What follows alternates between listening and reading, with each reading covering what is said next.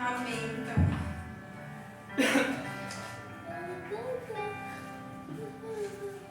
A mensagem que Deus colocou no meu coração é o livro de Ezequiel 18, do 1 ao 4, por enquanto.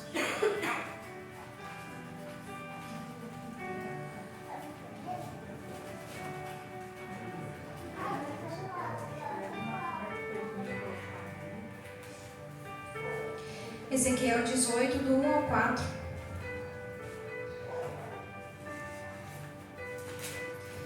Diz assim a palavra do Senhor.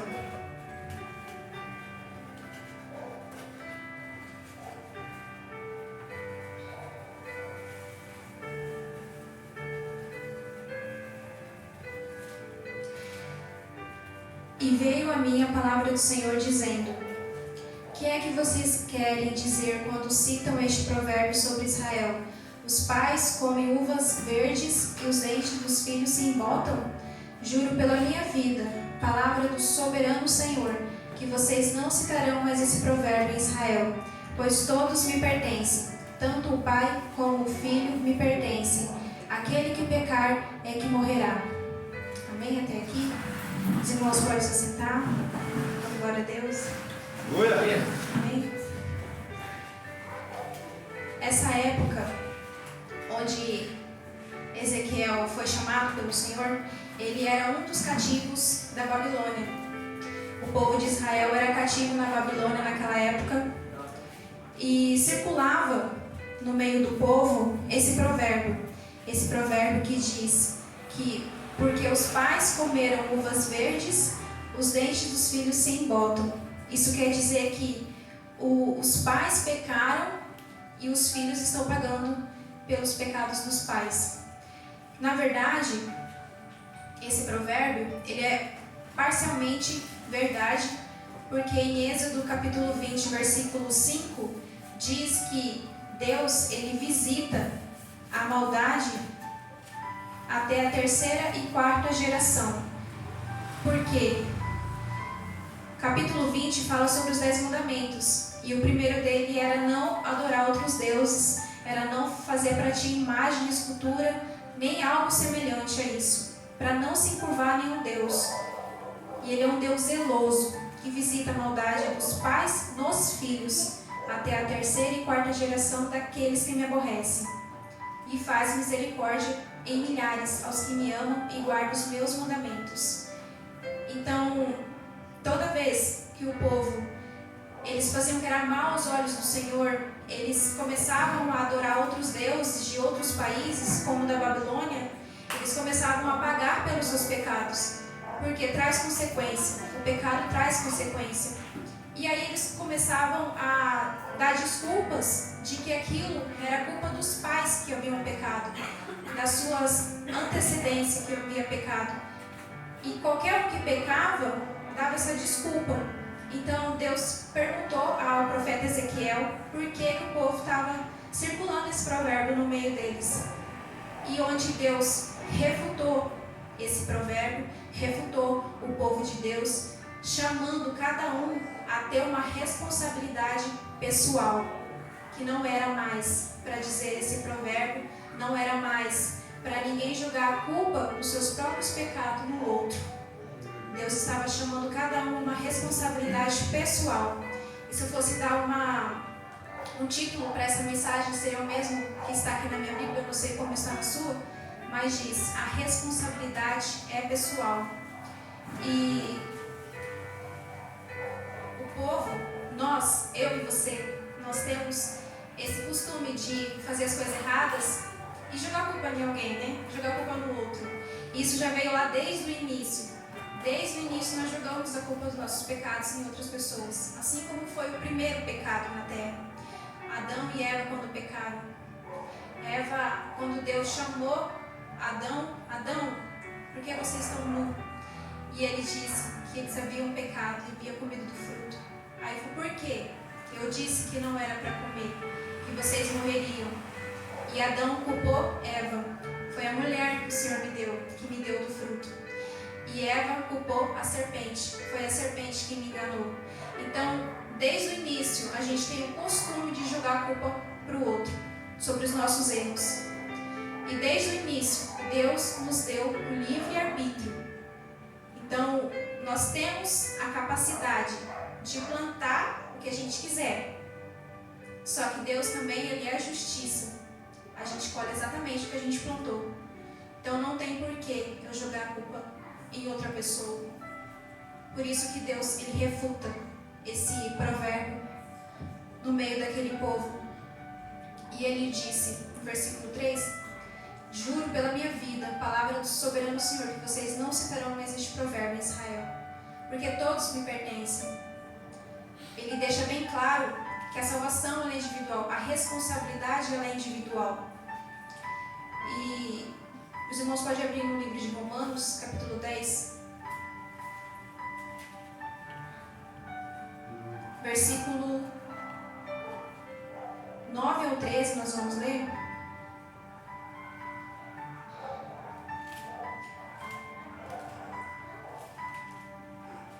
Romanos 10, 9 ao 13, ele fala sobre a salvação, que a salvação ela é individual. E como a gente obtém essa salvação?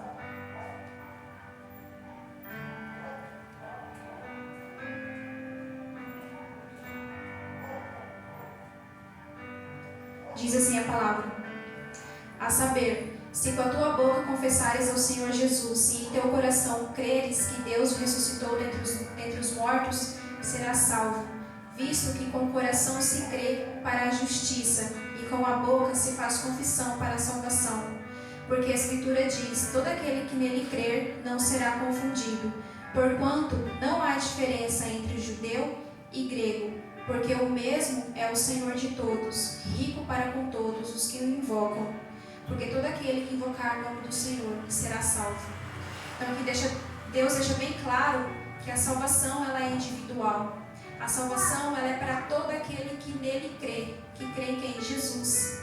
Isso diz em João 3,16 que Deus amou o mundo de tal maneira que entregou o seu Filho unigênito para que todo aquele que nele crê não pereça, para todo aquele que nele crê. E aquele que não crê já está condenado. Então, Jesus ele morreu para todos. Ele não morreu só para os pobres, ele não morreu só para os doentes, ele não morreu só para os ricos, ele não morreu só para os ricos, ele não se sacrificou só para aquele que era alto ou baixo, né? A pessoa que é branca ou negra. Jesus ele morreu para todos. A salvação é para todos. E a salvação ela está à porta da nossa vida todos os dias, de cada pessoa, todos os dias. Basta crer. Em Mateus 16, 27, diz assim: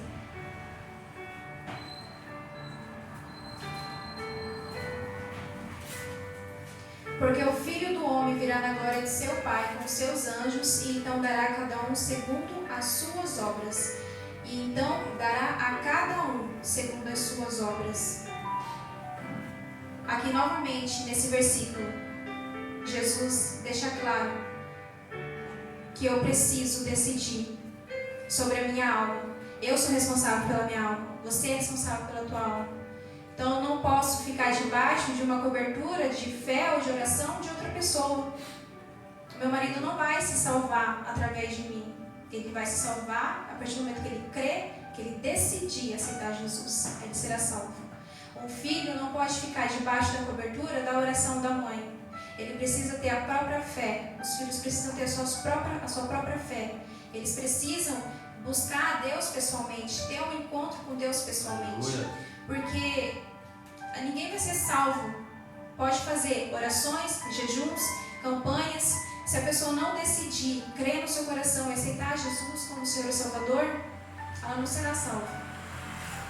E muitas das vezes a gente fica insistindo. A pessoa tem um coração endurecido, mas ela só precisa crer. Ela só precisa deixar Deus trabalhar, deixar Deus agir. Basta crer para ser salvo. Basta crer no Filho unigênito de Deus para ser salvo. Não há nada que eu possa fazer pela outra pessoa a não ser interceder para que Deus trabalhe no coração dele. mas ela precisa de uma atitude de fé, uma atitude de decisão, de escolher o melhor. 1 Coríntios capítulo 7, 16 diz o que eu acabei de dizer, que o marido não pode salvar a sua mulher e a sua mulher não pode salvar o seu marido. A salvação ela é única, ela é individual para cada um. E Deus, Ele dá 3 suposições ou exemplos em Ezequiel capítulo 18. Ele dá 3 exemplos. O primeiro é a primeira geração. Do 5 ao 9 fala que o homem justo cumpre a vontade de Deus e por isso vive.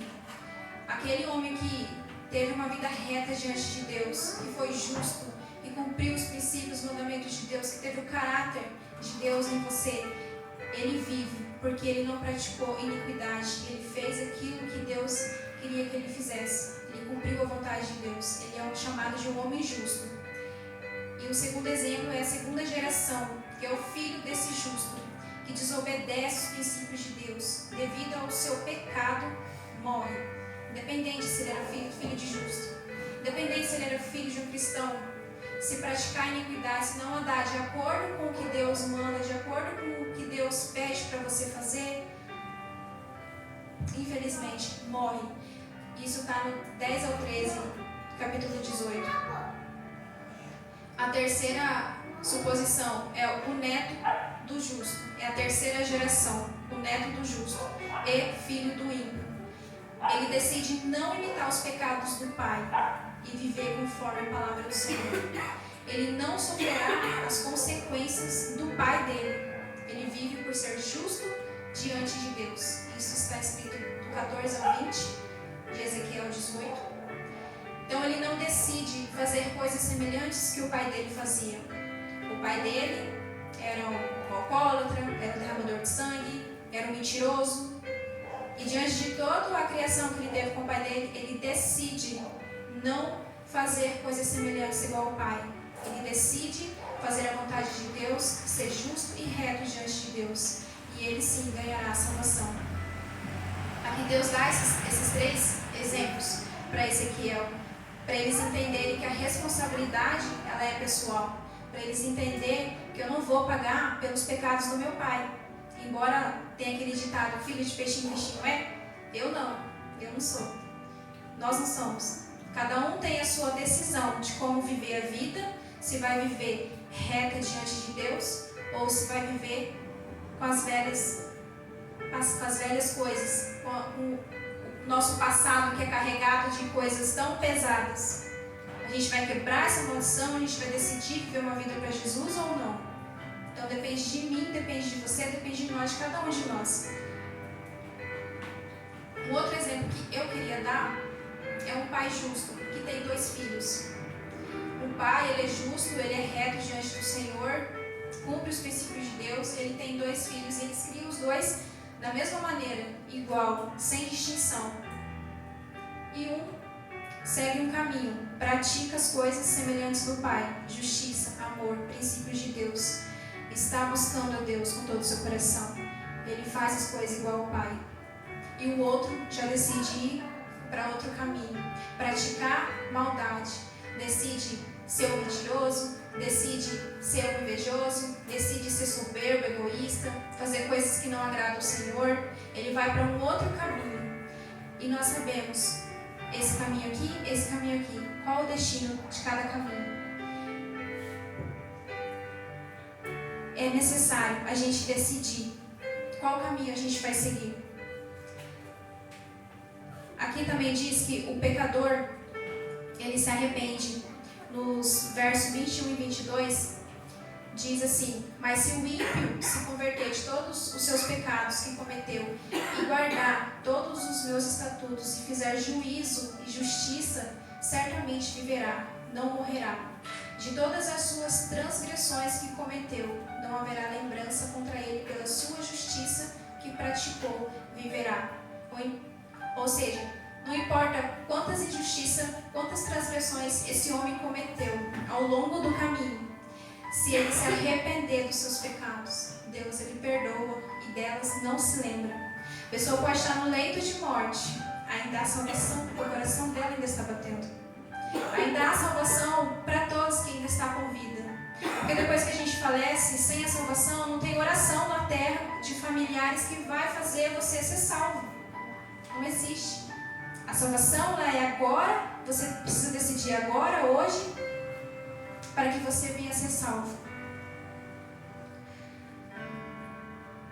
2 Pedro, capítulo 3, versículo 9.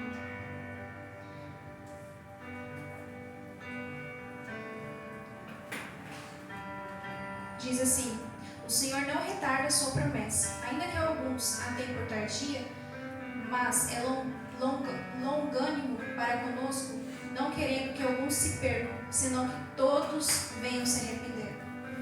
Esse é o desejo de Deus, que todos venham se arrepender.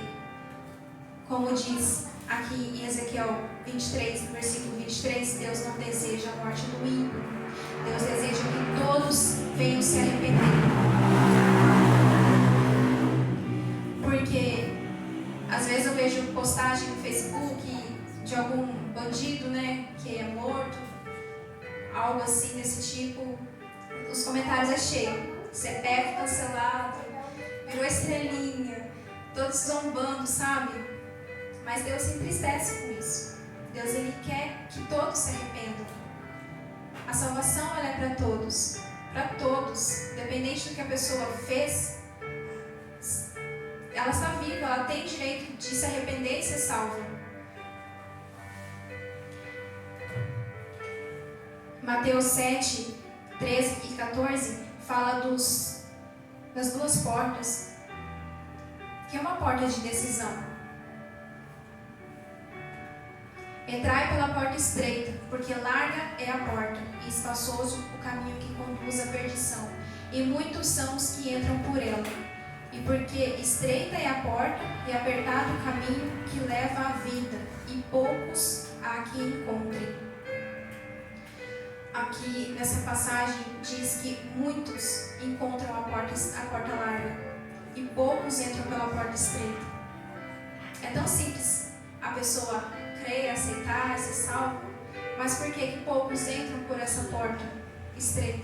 Porque o pecado é gostoso. As pessoas não querem fazer a vontade de Deus, elas querem viver na carnalidade, fazendo tudo aquilo, né, que anseiam dentro de si, tudo aquilo que é liberal, e isso é muito bom, é muito gostoso, só que é momentâneo, é passageiro. A eternidade é outra coisa. A eternidade não é nada comparado a um pouquinho, uma noite ou uns anos de prazer nessa terra. E muitos entram pela porta larga, porque é espaçoso o caminho. Capítulo 18 de Ezequiel também fala sobre o justo que se desvia, no versículo 24 ao 26. Mas, desviando-se o justo da sua justiça, cometendo a iniquidade e fazendo conforme todas as abominações que faz o ímpio, porventura viverá? De todas as suas justiça que tiver feito, não se fará memória, na sua transgressão com que transgrediu, e no seu pecado com que pecou, neles morrerá. Dizeis, porém, o caminho do Senhor não é direito. Ouvi agora, casa de Israel, não é o meu caminho direito? Não são os vossos caminhos torcidos? Desviando-se o justo da sua justiça e cometendo iniquidade, morrerá por ela. Na sua iniquidade que cometeu, morrerá. Então não importa a vida que eu tenha com Deus, posso passar 20 anos, uma vida com Deus, sendo usada de todo fervor na oração, ganhado muitas almas para Jesus. Se eu me desviar, cometer maldade, eu vou morrer por essa maldade. Esses anos, Deus nem vai se lembrar. Porque foi uma decisão. Eu decidi sair. Eu decidi. Então a gente vive o livre-arbítrio. Eu decidi sair da presença do Senhor e eu vou morrer por isso. Pelos meus pecados. E é por isso que Jesus nos chama ao arrependimento todos os dias. Ao perdão todos os dias. Seja nós que já somos cristãos, que já buscamos o Senhor há algum tempo ou recente, nós temos muitas coisas para se transformar, para ser transformado. A transformação ela é todo dia, ela é de glória em glória todos os dias.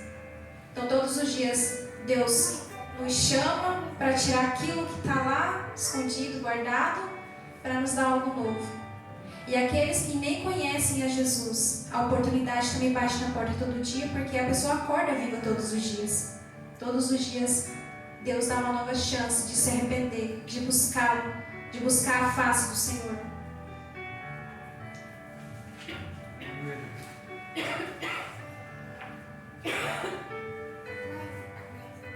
Muitas das vezes as pessoas elas não enxergam, não vê, mas Deus fala com elas de várias formas. Seja um vídeo e aquilo toca o coração, aí ela não deixa pra lá. Seja quando vai visitar uma igreja, Deus fala com ela e ela não deixa pra lá. Mas toda vez Deus dá oportunidade. Às vezes é uma palavra de confronto, porque palavras de confronto a gente não quer ouvir. Sabe aquele pecado que eu estou cometendo? Aquele de estimação? Aí vem um vídeo falando sobre aquilo, eu passo. Não quero ouvir isso não, porque é uma palavra de confronto. A gente acha que o culto é bom só quando a gente chora, se derrama no Senhor, sente a presença do Senhor. Mas culto bom mesmo é aquele que confronta a nossa alma, é aquele que fala com o meu interior e que me traz mudança, que me traz transformação. Que eu volto para casa com aquilo no meu coração e eu não quero mais cometer aqueles pecados que eu cometia, aqueles erros que eu fazia. Esse é um culto que transforma, que cura, que liberta. É aquele culto que chama a atenção, não só a emoção, mas é uma palavra de confronto que vai me mudar, que vai me fazer diferente, ser diferente. Então isso, se Jesus estivesse aqui, em carne e osso, e Ele está em espírito, Ele diz que onde 2 ou 3 estivessem reunidos ali, eu estaria. Jesus está aqui neste lugar. Mas se viesse alguém de fora, um cantor ou um pregador famoso de fora, esse lugar estaria lotado. Não estaria? Estaria lotado. Mas por que ele está vazio? Porque as pessoas elas não querem buscar algo que confronta. Elas não querem buscar Deus por Ele ser aquilo que Ele é. Só quer buscar as coisas. As pessoas elas só querem buscar aquilo que é bom para ela ali no momento. Mas buscar a Deus verdadeiramente para se renunciar a si mesmo, se transformar e ser salvo, ninguém quer. Então é por isso que muitas igrejas estão vazias. Mas o Senhor Jesus, nós ainda estamos aqui. O mundo ainda está aqui. Porque Ele ainda está nos sustentando com o Teu amor, com a Tua misericórdia, que é enorme. Porque se não fosse a misericórdia de Deus se renovando cada dia, nós não estaríamos aqui.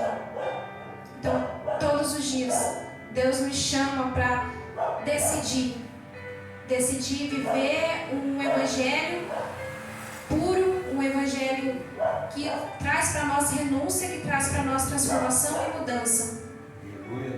Todos os dias Deus nos dá essa oportunidade. E Ele chama o povo para ter uma responsabilidade pessoal. Ele chama o povo para se responsabilizar pelos seus atos. Porque é muito fácil jogar a culpa para Deus. Hoje em dia é isso. Antes jogaram a culpa na serpente, hoje jogam a culpa no próprio Deus. Porque tudo que acontece é culpa de Deus, por que Deus não impede? Mas ninguém quer se responsabilizar pelos seus próprios erros, pelos seus próprios pecados. Não é à toa que o mundo está pior que Sodoma e Gomorra. A iniquidade está subindo lá no céu. E ninguém se responsabiliza, todo mundo culpa Deus. Todo mundo culpa o outro, culpa o vizinho, culpa o presidente, culpa aquilo, culpa aquilo outro. Ninguém se responsabiliza. Porque é muito difícil você encontrar alguém e falar assim para essa pessoa: me perdoa, a culpa era minha, eu errei. Nós já estamos no final do ano. Quantas decisões nós tomamos esse ano? Talvez decisões erradas ou as certas, mas nossa vida ela é feita de escolhas, ela é feita de decisões. Todo dia a gente tem que decidir algo. Decidir o que eu vou fazer de almoço, decidir o que eu vou fazer de janta, decidir se eu vou lavar roupa hoje, se eu vou lavar o cabelo hoje. Todo dia a gente decide. Por que não decidir sobre a sua salvação? Por que não decidir hoje ir morar no céu? Se você for perguntar para as pessoas, todo mundo quer morar no céu. Quem não quer morar no céu? Quem quer ir para o céu? Mas quem quer renunciar? Quem quer parar de mentir? Quem quer parar de roubar? Quem quer parar de ser desonesto? Quem quer parar de ser soberbo, egoísta? Quem quer parar de fazer tudo isso? Então, né? Ninguém quer. Então Deus ele nos chama a nos arrepender todos os dias. Não tenho nada para me arrepender. Tem. A gente tem coisa para se arrepender, a gente tem coisa para mudar. Jesus disse para nós sermos semelhantes a Ele, buscar a santidade todos os dias. Não quer dizer que eu sou santa, mas eu preciso buscar a santidade todos os dias. É tratar bem a pessoa, é amar o próximo. Como que eu vou amar a Deus, que eu não vejo, e eu não amo meu irmão que eu vejo? É difícil. Mas essa é a mensagem que Deus colocou no meu coração, sobre a gente se responsabilizar por tudo que a gente faz. O que a gente está colhendo agora no final do ano? De tudo que a gente plantou. A gente vai jogar a culpa em Deus ou a gente vai jogar a culpa em quem? A gente precisa se responsabilizar por tudo. Amém? Eu agradeço a oportunidade, palavra breve. As palmas louvam o Senhor.